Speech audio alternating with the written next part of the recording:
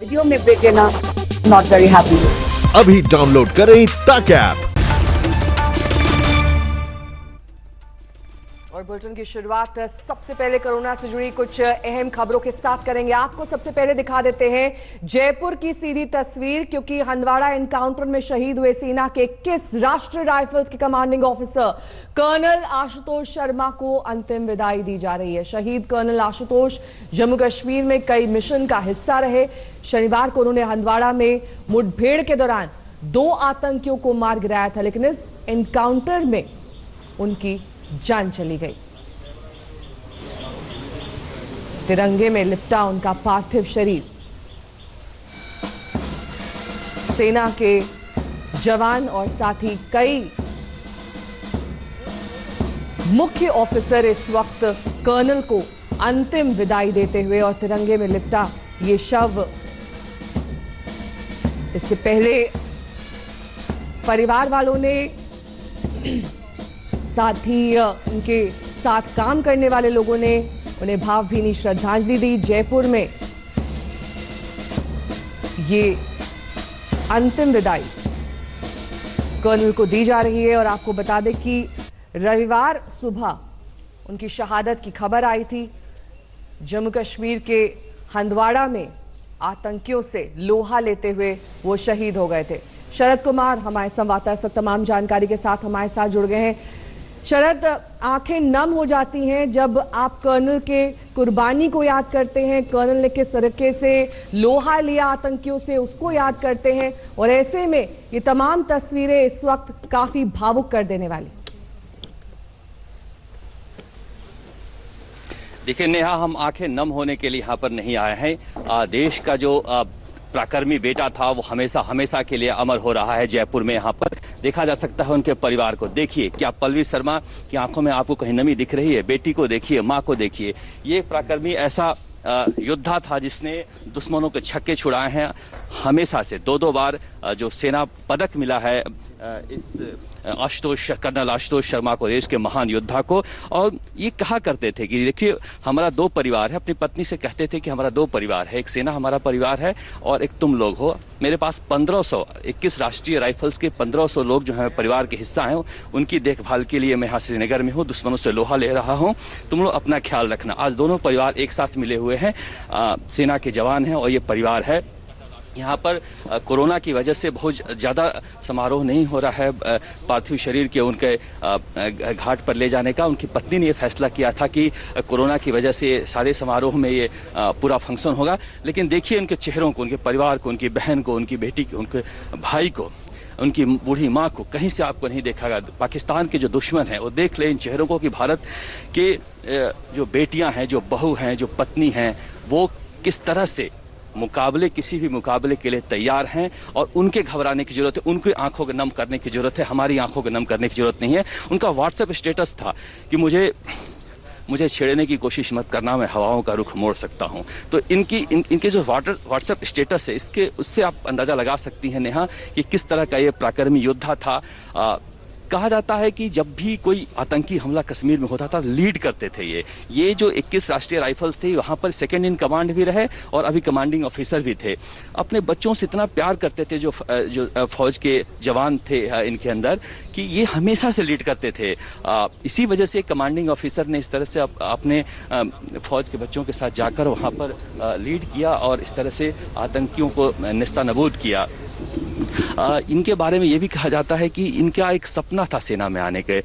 करीब 12 बार इन्होंने 12 बार ट्राई की और 12 बार लिखित परीक्षा पास कर जाते थे, मगर इंटरव्यू में असफल हो जाते थे। घर वाले कहते थे कि तुम इतना कोशिश क्यों करते हो, इतने पढ़ने में अच्छे हो, कोई और नौकरी कर लेना।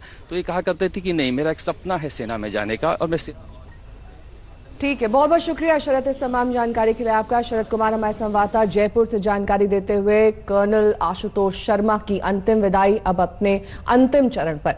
बहरहाल अब बात दिल्ली की करेंगे। दिल्ली के 3 इलाकों की तस्वीर आपको दिखा देते हैं। लगातार दूसरे दिन दिल्ली के शराब ठेकों पर सुबह से ही लंबी कतार लगी हुई है। 40 दिन के लॉकडाउन के बाद कल से दिल्ली समेत देश के कई राज्यों में शराब की बिक्री की शुरुआत हुई। कल लोगों की भीड़ उमड़ी, तो इस पर लगाम लगाने के लिए दिल्ली सरकार ने आज से शराब पर 70% स्पेशल कोरोना सेस लगाने का ऐलान कर दिया। यानी दिल्ली में आज से शराब 70% महंगी हो गई है। फिर भी ये देखिए, लंबी कतारें इस कदर जैसे कल भी देखी गई थी और आज भी उसी तरीके से देखी जा रही है। बहरहाल ये भी जानना बेहद जरूरी है कि इस वक्त 70% शराब महंगी है, इसके बावजूद वहां पर लोग बड़ी संख्या में पहुंच रहे हैं। यहाँ पे ठेके के बाहर क्या कर रहे हैं? लेने के लिए आया हूं।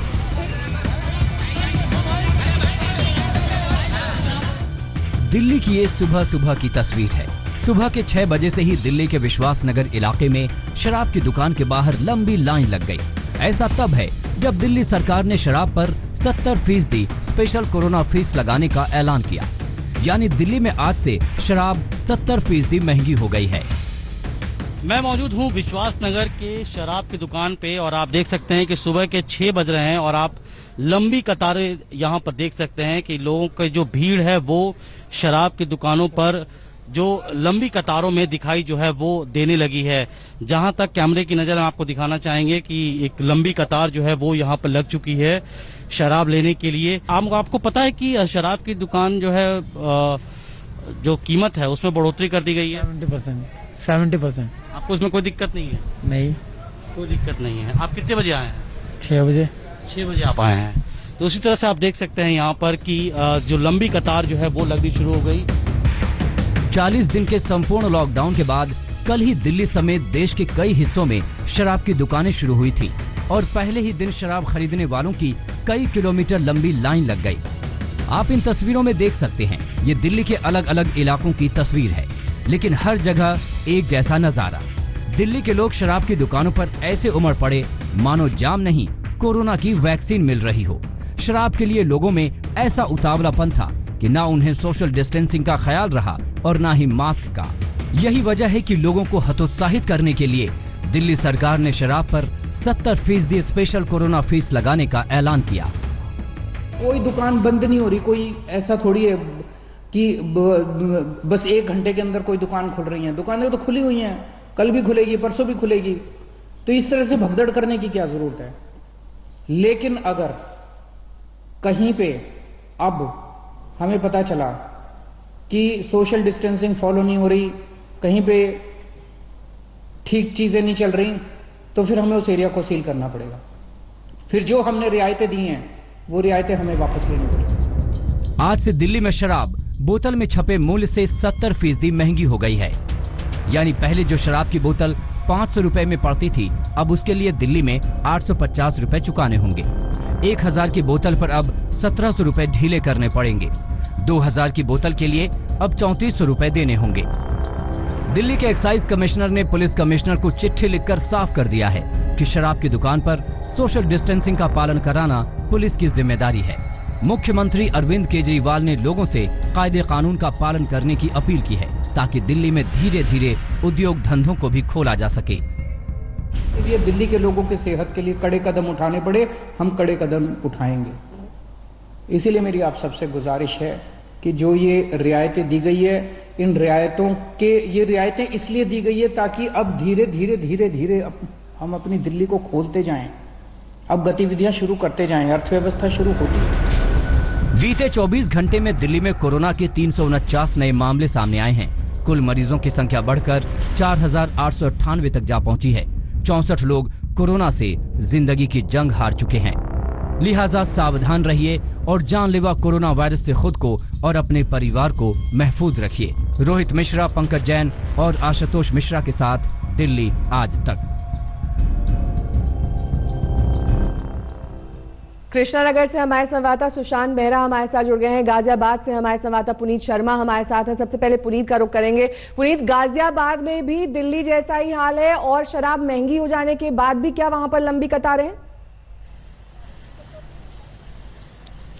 देखिए, आपको बता दूं कि गाजियाबाद में कल ठेके खुलने थे, शराब की दुकानें खुलनी थी, लेकिन डीएम ने आदेश नहीं दिया खुलने का, लिहाजा दुकानें पूरी तरीके से बंद रही। लेकिन आज यहां पर सुबह 10 बजे से लेकर रात के 7 बजे तक दुकानें खुलेंगी और आपको दिखाना चाहूंगा, यहां पे एक दुकान है, 3-4 लोग जरूर पहुंचे हैं। यहां पर सोशल डिस्टेंसिंग का खास ख्याल रखा जा रहा है। पुलिस यहां पर रहेगी, जैसा कि हमारी आला अधिकारियों से बातचीत हुई है। लेकिन जिस तरीके का मंजर नजारा दिल्ली में देखने को मिला कि लोग रात से ही लाइन में लगे थे। गाजियाबाद के किसी भी शराब की दुकान के बाहर इस तरीके का माहौल नहीं है। 10 बजने में कुछ मिनट बाकी है, लेकिन अभी भी शराब की दुकान के बाहर सिर्फ 1-2 लोग जरूर खड़े हैं, लेकिन इसके बावजूद लंबी लंबी लाइनें नहीं है। पुलिस और डीएम ने खास तौर पर कहा है कि सोशल डिस्टेंसिंग का ख्याल रखा जाएगा। दूसरी तरफ मैं आपको बताना चाहूंगा कि दिल्ली में स्पेशल कोरोना टैक्स 70% और लिकर पर बढ़ा दिया गया, लेकिन ऐसा उत्तर प्रदेश में नहीं है। तो कहीं ना कहीं जो उत्तर प्रदेश यानी कि गाजियाबाद की जो शराब है वो दिल्ली के मुकाबले अब सस्ती हो जाएगी। तो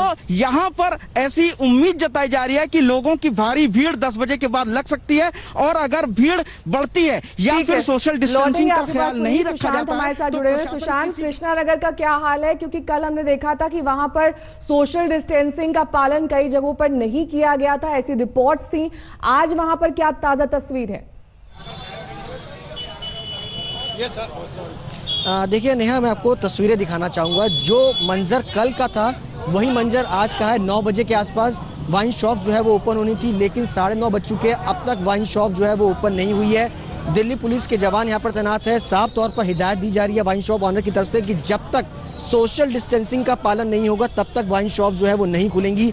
लेकिन सड़कों पर आपको मैं तस्वीरें दिखाना चाहूँगा कि किस तरीके से लॉकडाउन की धज्जियाँ जो है वो यहाँ पर आज भी उड़ती हुई नजर आ रही हैं। सुबह से ही भारी संख्या में जो लोग हैं शराब की दुकानों पर यहाँ पर पहुंचे हुए हैं, और लंबी लंबी कतारें जो है वो यहाँ पर लगी हुई हैं। मैं कैमरा पर्सन आलोक दास से कहूँगा कि करीबन 1 से 1.5 किलोमीटर के आसपास की लाइनें जो हैं वो यहाँ पर अभी भी लगी हुई हैं। लोग शुरुआत में तो सोशल डिस्टेंसिंग का पालन करते हैं, लेकिन पीछे जैसे जैसे लाइन जाती है वहाँ पर सोशल डिस्टेंसिंग की धज्जियाँ जो है वो उड़ती हुई नजर आ रही है साफ तौर पर।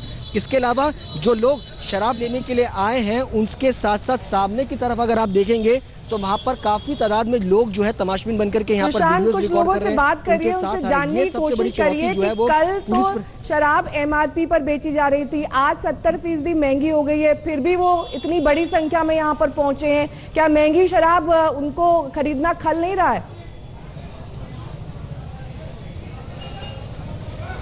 देख, जाहिर तौर पर लोग यहाँ पर कोशिश करेंगे इन सबसे बातचीत करने के लिए। सरकार ने 70% टैक्स जो है वो बढ़ा दिया है। क्या लगता है कि ये सरकार का फैसला ठीक है? उसके बावजूद भी आप लाइन में यहाँ पर सुबह से लगे हुए हैं। सरकार का फैसला तो गलत है, लेकिन फिर भी क्या करें, मजबूरी है। लोग पीने वाले पियेंगे, मानेंगे नहीं। जैसे क्या लगता है सरकार ने 70% टैक्स बढ़ाया है, क्या खलेगा 70% टैक्स, जो कि काफ़ी ज़्यादा टैक्स होता है? सर बहुत ज़्यादा है, ये बहुत ज़्यादा है। उसके बावजूद भी आप लाइन पर यहाँ पर मौजूद हैं। सर क्या करें, नींद नहीं आ रही 40 दिन से। जहाँ ब्लैक में लेते थे उससे तो बढ़िया है। लौटेंगे आपके पास सुशांत, तमाम जानकारी आपसे लेंगे। कृष्णनगर की तस्वीर यहाँ पर हमारे संवाददाता सुशांत दिखा रहे थे कि दिल्ली की शराब की दुकानों के बाहर इस तरीके का हाल है। वहां पर सोशल डिस्टेंसिंग का पालन कराने की पुलिस प्रशासन कोशिश कर रहा है। गाजियाबाद भी हमने आपको वहां की तस्वीर दिखाई, किस तरीके से वहां पर भी लंबी लाइनें लगी हुई थी। लेकिन अब बात कोरोना संक्रमण की करेंगे। स्वास्थ्य मंत्रालय ने ताजा आंकड़े जारी किए हैं, वो काफी चौंकाने वाले हैं। लेकिन इससे पहले आपको दिखा देते हैं गाजियाबाद में क्या सूरत हाल है, वहां पर किस तरह की तस्वीर है, देखिए इस रिपोर्ट में। बॉर्डर के उस पार रंग जमे और इस पार सन्नाटा, ये अन्याय नहीं तो क्या है? जी हाँ, दिल्ली में खुल गए, नोएडा में खुल गए, तो फिर गाजियाबाद में आखिर शराब के ठेके क्यों बंद रहते? 24 घंटे बाद ही सही, अब जिला गाजियाबाद के भी शराब के ठेके आबाद हो रहे हैं। सुबह 10 बजे से गाजियाबाद में भी शराब के ठेके काम पर लग जाएंगे और शाम 7 बजे तक शराब बिक्री होगी।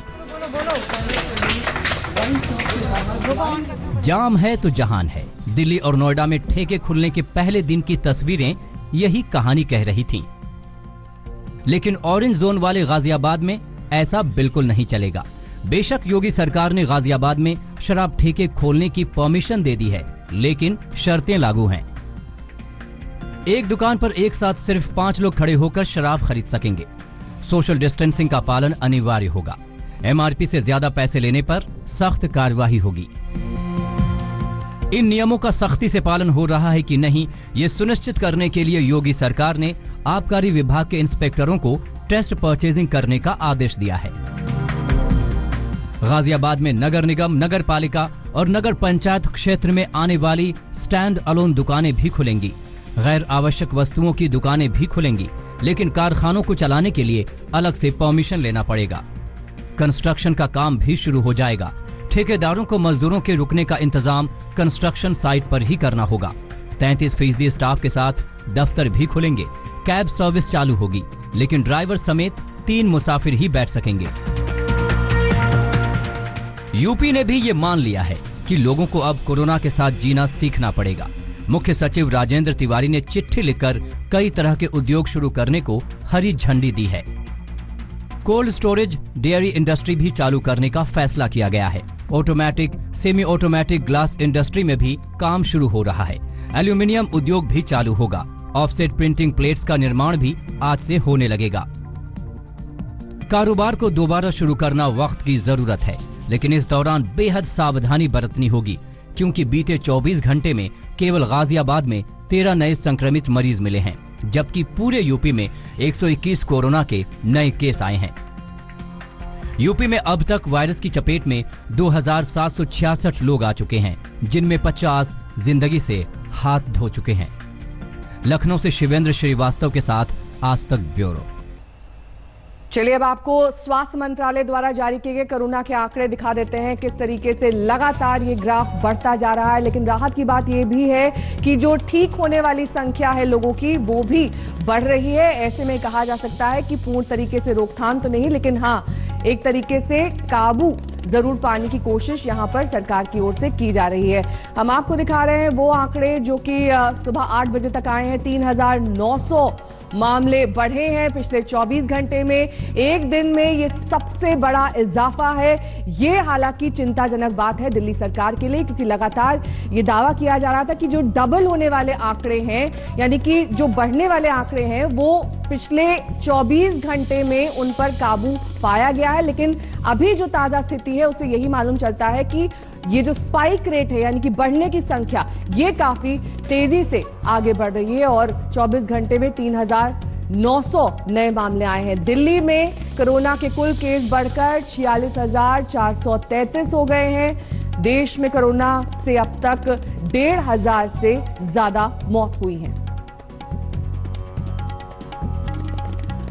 तो आपने देखा कैसे कोरोना लगातार पांव पसारता जा रहा है, और इसमें सबसे बड़ा योगदान मुंबई और महाराष्ट्र का है, क्योंकि मुंबई शहर में ही कोरोना का मीटर 9,000 पार कर चुका है। लॉकडाउन 3 में थोड़ी छूट क्या मिली, मुंबई कर भी सोशल डिस्टेंसिंग का पाठ भूल गए। तस्वीरें दादर के टीटी बस स्टॉप की हैं, जहां सभी को जाने की जल्दी है, लिहाजा 2 गज दूरी का मंत्र भुला दिया गया है। लेकिन कोरोना के खौफ के बीच ये तस्वीरें डराती हैं, परेशान करती हैं। मैं आपको दिखाना चाहता हूं कि यहाँ पर दादर टीटी यहाँ पर हम मौजूद है इस वक्त, और यहाँ पर आप देख सकते हैं लोगों की भीड़ यहाँ पर आज रोजमर्रा से ज्यादा दिखाई दे रही है। पिछले कुछ दिनों से जो सन्नाटा छाया हुआ था, इससे बिल्कुल विपरीत चित्र आपको दिखाई दे रहा है। और सोशल डिस्टेंसिंग की अगर हम बात करें तो यहाँ कम या ना के बराबर हमको सोशल डिस्टेंसिंग दिखाई देती है। लोग हैं, कुछ लोग एसेंशियल सर्विसेज में काम करने वाले लोग भले ही हो, लेकिन चूंकि कुछ दुकानें खोल दी गई है, कुछ एस्टेब्लिशमेंट्स खुली रहेंगी, ये बताया गया है, नॉन एसेंशियल कमोडिटीज की दुकानें खुली रहेंगी, तो जाहिर सी बात है ऐसे दुकानों पर काम करने वाले कर्मचारी हो या फिर इनसे जुड़े लोग हो, इनकी संख्या शायद लोगों में आज दिखाई दे रही। लोगों की यही लापरवाही मुंबई पुलिस के लिए सबसे बड़ा संकट है। आखिर पुलिस कब तक और कहां तक लोगों के पीछे डंडा लिए भागती रहेगी? उन्हें भी तो कोरोना का डर है। जेजे मार्ग पुलिस थाने के 12 जवान कोरोना पॉजिटिव मिले हैं। इसके बाद 6 पुलिस अफसरों और 40 सिपाहियों को क्वारंटीन कर दिया गया है। 55 का पड़ाव पार कर चुके 18 पुलिस वालों को छुट्टी पर भेज दिया गया है। मुंबई में अब तक 3 पुलिस वाले कोरोना से जान गंवा चुके हैं। पुणे में भी एक पुलिसकर्मी की वायरस ने जान ले ली है, जबकि 10 पुलिस वाले कोरोना पॉजिटिव हैं। लेकिन मुंबई वाले संभलने का नाम नहीं ले रहे।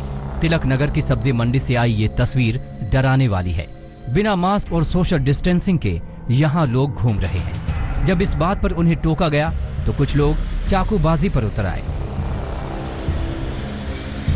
मुंबई में बीते 24 घंटे में 510 केस सामने आए हैं, जबकि 18 की कोरोना से मौत हो चुकी है। मुंबई में वायरस अब तक 361 की जान ले चुका है और 9,310 लोग संक्रमित हैं। महाराष्ट्र में संक्रमितों का आंकड़ा 14,500 के पार जा चुका है और 583 लोगों की मौत हो चुकी है। संकट की इस घड़ी में अच्छी खबर यह है कि जमाती अब्दुल रहमान ने कोरोना को मात देने के बाद दूसरे मरीजों की जान बचाने के लिए प्लाज्मा डोनेट किया है। फ़ोन आया था हॉस्पिटल से, तो दिल में तजस्सुस था कि यार क्यों देवे अपनी बॉडी का कुछ, लेकिन जब हज़रत मौलाना साथ दामन बरकातहू ने कहा, अमीर जमात है जो पूरे आलम के अमीर हैं, उन्होंने कहा नहीं इसमें बढ़ चढ़ के हिस्सा लो और अपने भाइयों की मदद करो, तो फिर मेरे भी दिल में बात आ गई कि नहीं मुझको देना चाहिए। मुंबई के झोपड़पट्टी धारावी में जिस तरह से कोरोना अटैक हुआ है, उसके मद्देनजर सब्जी मंडी और बाजारों में सोशल डिस्टेंसिंग का कड़ाई से लागू करना बेहद जरूरी है, क्योंकि जरा सी लापरवाही मुंबई के लिए घातक साबित हो सकती है। मुंबई से कमलेश सुतार के साथ आज तक ब्यूरो। और इस बीच कांग्रेस नेता राहुल गांधी कोरोना वायरस के कहर से निपटने के लिए और उसकी वजह को आगे जानने के लिए आर्थिक नुकसान को लेकर नोबेल पुरस्कार विजेता अभिजीत बैनर्जी से बातचीत कर रहे हैं। We worried about that a lot in Indonesia when we were working there. In fact, found not much evidence for it, to be honest. I think we'll have to sort of take a chance that some of this will go wrong. But I think if we don't take a chance, we'll surely get it wrong. So be brave, basically. Yeah. Take few risks because we are in a bad situation. When you're in dire straits, then I think being brave is the only option, really. And how do you see this thing playing out, once the disease washes out 6 months from now, from the poverty aspect?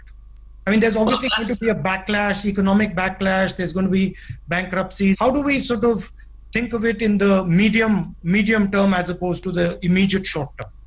Right, so that's sort of what we were talking about a little bit before, which is, this question of, I think, a demand shortfall. I think that's there are two concerns. One is how to avoid a chain of bankruptcies. And I think maybe writing off a lot of debt is the way to avoid that, as you had mentioned. The other one is a demand shortfall, and getting some cash into the hands of the population is the best way to kickstart the economy. The US is very aggressively doing that, and this is a Republican administration run by a bunch of financiers, in fact, and they are willing to do it where we should be willing. I mean, this is not run by like a bunch of socially minded liberals. It's run by people who used to work in the financial sector, but they've decided that just for economic survival of the economy, we need to pump money into people's hands. And I think we should take a cue from that. This is also changing the sort of balance of power in the world to an extent. That is also pretty clear. How do you think about that? I think they're both of them right. I'm very worried for countries like France and Italy, which especially Italy, I think had a fairly disastrous outcome, and partly that's a result of the state being the Italian state has been run by, really, not very, let's say, distinguished people for a while, and as a result, it's sort of the health system was on the last legs when this hit. The US moving much more in a nationalist direction is extremely frightening for the world, for the rise of China being a threat, but if the US starts reacting to it, it could be an extremely destabilizing threat. So I think that's something to worry about a lot. The undercurrent is that strong leaders can take on this virus. What is being sold is that it requires one man to charge into, against the virus. That's really the problem. That has been disastrous, as we know. I mean, the US and Brazil are two countries which are just messing up right and left, and these are two quote-unquote strong men behaving like they pretending that they understand anything, but even what they say every day is kind of laughable. So we have this. If anybody wanted to believe in the strongman theory, this is the time to disabuse them themselves. Thank you very much. And thank you. That was a pleasure. Please, when you're in India, let's have a cup of tea or something. Yes, that would be lovely. Yeah. And regards to everyone at home. Yes, likewise. And take care of yourself. अगर किसी को corona संक्रमण है, ये सुनते ही आम लोग उससे दूरी बना लेते हैं। डॉक्टर्स और सरकार की सलाह भी यही है कि इनसे दूरी बनाकर रखें। ऐसे में अगर किसी को कोरोना से उसकी मौत हो जाए तो सोचिए उसके रिश्तेदारों पर क्या बीतेगी, उनका अंतिम संस्कार कैसे किया जाएगा। आज तक संवाददाता मौसमी सिंह ने दिल्ली के निगम बोध घाट पर एक स्पेशल स्टोरी की है, देखिए ये रिपोर्ट। हर रोज कई लोग कोरोना के खिलाफ लड़ते लड़ते जिंदगी की जंग हार रहे हैं। निगम बोध घाट में उनके अंतिम संस्कार के लिए खास बंदोबस्त किए गए हैं। ये वो वक्त है जब अपने भी पराये हो रहे हैं। ये कहानी उन कर्मवीरों की है जो उनकी अंतिम यात्रा में उनके साथ खड़े हैं। आज तक आपको निगम बोध घाट से ग्राउंड रिपोर्ट दिखाएगा और उसके लिए हमने पूरी सावधानी और तैयारी कर रखी है। हम पहनेंगे ये हैजमैट सूट ताकि हम ये रिपोर्ट आपको दिखाएं सावधानी बरतते हुए। निगम बोध घाट ये दिल्ली के उन 2 शमशान घरों में एक है जहां कोरोना से जान गंवाने वालों का अंतिम संस्कार होता है। निगम बोध घाट के अलावा पंजाबी बाग शमशान घाट में कोरोना से जान गंवाने वालों का अंतिम संस्कार होता है। निगम बोध घाट में जो व्यवस्था की गई है उसके तहत जब बॉडी आती है, आप देखिए पीछे जीटीबी अस्पताल से ये एम्बुलेंस आई है, ये अटेंडेंट हैं जो अस्पताल ने भेजा है, जिनको एक तहत प्रोटोकॉल की तरह के तौर पे आप लेके आते होंगे। क्या आपको इंस्ट्रक्शन दिए जाते हैं? हाँ, चिंता सबको होती है, लेकिन अभी तक मैं मैरिड नहीं हूँ, अनमैरिड हूँ। इसी वजह से थोड़ा सा मैं सोचता हूँ कि चलो जो भी सेवा हो रही है हमारे संटी जी की तरफ से, हम इसीलिए उनके साथ जुड़े हुए हैं। कोविड-19 से जान गंवाने वाले लोगों के अंतिम संस्कार के लिए आईसीएमआर ने सख्त गाइडलाइंस बनाए हैं। इसके तहत leak proof plastic body bag में शव का अंतिम संस्कार होगा। बॉडी बैग के बाहरी हिस्से में 1% सोडियम हाइपोक्लोराइड लगाना भी अनिवार्य होगा। हाँ, जब शुरुआत हुई थी, जब थोड़ी टेंशन हुई थी, फिर इसके बाद थोड़ी टेंशन कम होती गई, क्योंकि हम जब भी कोरोना की बॉडी लगाते हैं तो पूरा पैक होकर लगाते हैं, पूरी किट पहनते हैं, पूरे दस्ताने पहनते हैं, पूरे दस्ताने पहन कर जब बॉडी अंदर लगवाई जाती है। हॉस्पिटल से जब बॉडी आती है तो किट में पूरी पैक आती है, तो उसको उठा के फिर सीधा अंदर रखवाते हैं। अंतिम संस्कार को लेकर सरकार के सख्त दिशा निर्देश हैं। 20 से ज्यादा लोग एक साथ जमा नहीं हो सकते। लोग भी इसे सख्ती से मान रहे हैं। हम 5 लोग यहाँ पे उनका फ्यूनरल करने के लिए आए हैं। एक फैमिली के साथ इतने लोग मैंने यहाँ देखे, तो मैं यहाँ पे आके बहुत डिस्टर्ब हुई कि हमारे प्रधानमंत्री मोदी जी ने इतना लोगों को टीवी के ऊपर संदेश दिया है, समझाया है कि सोशल डिस्टेंसिंग एक दूसरे से करना इस बीमारी से बचने के लिए बहुत जरूरी है, फिर भी लोगों को समझ में नहीं आ रहा है। आमतौर पर लोग दाह संस्कार के बाद अस्थि लेकर उसे विसर्जित करने के लिए हरिद्वार जाते हैं, लेकिन कई लोग ऐसे हैं जो 15 दिन बाद भी अस्थि लेने नहीं लौटे। यहाँ के प्रभारी कहते हैं कि ऐसा पहली बार है जब सभी 228 लॉकर भरे हुए हैं। राजेंद्र कश्यप जी बताते हैं यहाँ पे कि ऐसा कभी नहीं हुआ कि 228 लॉकर भरे रहे और उसके बावजूद भी और अस्थि कलश उनको ऊपर इस तरह से रखना पड़े। हर जगह आप देख रहे हैं कि पर्चियां लगी हैं और ऊपर भी अस्थि कलश जगह जगह पे रखे हुए हैं। फिर हमने लोगों को फोन करके सूचित करना शुरू किया कि आप लोग आइए, 15 दिन से समय ज़्यादा हो गया। कुछ लोग ऐसा कर रहे हैं कि अस्थियों को गंगा जल का छींटा दे करके जमुना जी में प्रवाहित कर दें। यदि आपको रास्ता नहीं मिल रहा है, लोगों को जागरूकता हुई। वक्त बदल गया है, लगता है बदलते वक्त में परंपराएं भी कहीं ना बदल जाएं। अजब सी विडंबना है, जीते हुए भी और मरने के बाद भी इन मरीजों को कोरोना का दंश सहना पड़ा। मृत्यु खड़ी होगी सब राह रोककर, हम जागेंगे ये विविधता स्वप्न खोके। चलते भीड़ में कंधा रगड़ कर हम अचानक जा रहे होंगे कई सदियां खोके। कैमरा पर्सन संजय के साथ मौसमी सिंह, दिल्ली आज तक। कल देश के कई शहरों में शराब खरीदने के दौरान सोशल डिस्टेंसिंग का प्रोटोकॉल का उल्लंघन किया गया। ऐसी कई तस्वीरें सामने आई, लेकिन आंध्र प्रदेश के गुंटूर जिले में इससे निपटने का अनोखा तरीका अपनाया गया। गुंटूर के तेनाली शहर की पुलिस ने लोगों से छाता लेकर लाइन में लगने का निर्देश दिया। तो तस्वीरों में आप देख सकते हैं कि छाते की वजह से सोशल डिस्टेंसिंग का अपने आप ही पालन हो गया। हर व्यक्ति जो कतार में खड़ा था उसके हाथ में छाता था और यही वजह थी कि सोशल डिस्टेंसिंग इस तरीके से गुंटूर में अपनाई गई। नमस्कार, मैं हूं अंजना ओम कश्यप। हमें उम्मीद है ये वीडियो आपको पसंद आया होगा। लेटेस्ट खबरों के लिए यूं ही देखते रहिए आज तक, और इस वीडियो के पसंद आने पर लाइक, शेयर एंड सब्सक्राइब करना ना भूलें।